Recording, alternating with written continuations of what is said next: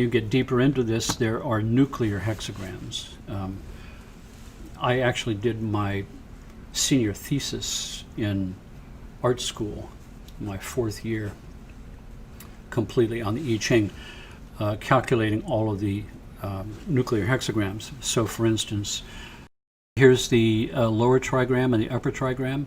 So this one is the hexagram called fire. And so this one here is on top, and these 3 are on bottom. And so if we want to look this one up, we would find the top trigram in the upper trigram section, which is here. And we'd find the bottom one, these 3 solid lines here, and we cross them over and we end up with number 14, which is hexagram 14.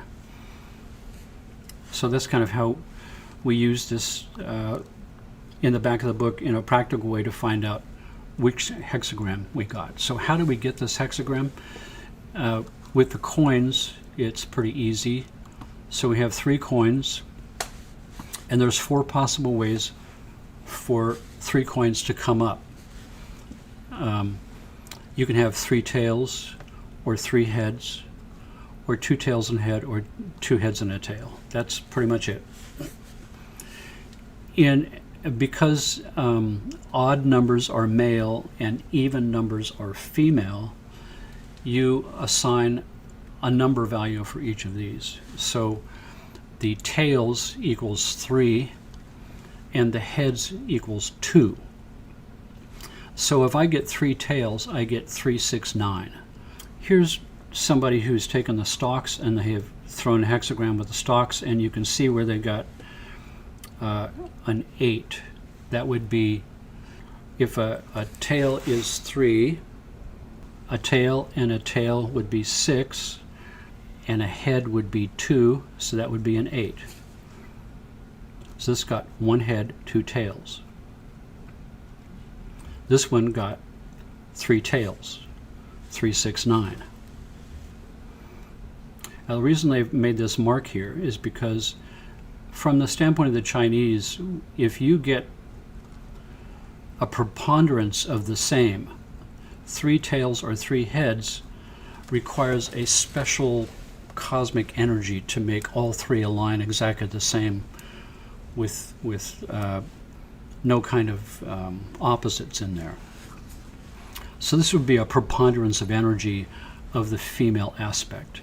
And it would be so powerful that whatever line it equaled, that would be 2, 4, 6, would switch into its opposite and become a 9. And you'd make a mark there, which is what this is showing. This line and this line would flip over here into their opposite female lines, and all these other ones would stay the same and form a new hexagram, like this.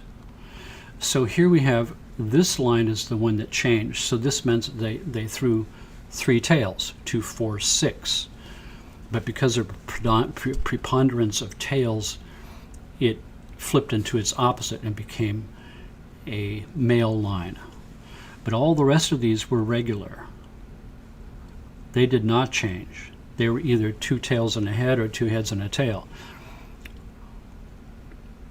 And so these transferred over without changing, and this is the only one that changed. And so these 2 hexagrams are different. And when you look them up, these are the general title for each of these 2 hexagrams. And that's how you kind of use this I Ching as a way of divining. You take these coins and so here are my stalks. I did not gather these from the graves of my ancestors, because we don't do those kind of things here in the US. I keep a special little envelope, and in that envelope I have all of the previous, I'll pull one of these pages out. I keep every hexagram reading I've ever done on a sheet. And you can see I'll put a date, and I'll put the question that I was asking,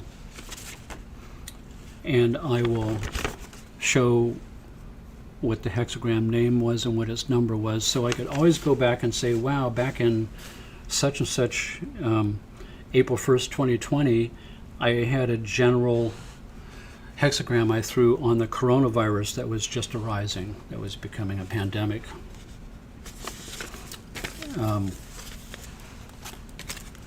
I also have envelope within the envelope, and this envelope is my coins. If I jump those out. These are my coins. So you can see I've got a bunch of different ones.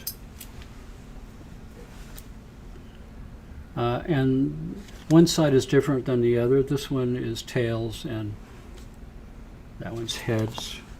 3 of these coins that I have are 500 years old, and it's not so hard to find those in Chinatown. So this idea of picking the arrow stalks from the graves of your own ancestors, where their DNA is locked up into the stalks themselves, Jung was interested in this because it was a way of consulting your unconscious mind.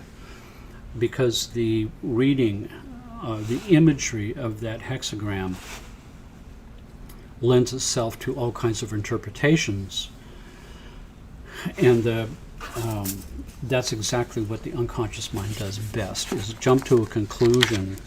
For instance, let's just choose one at random. This one here is hexagram number 17, and it's called Following.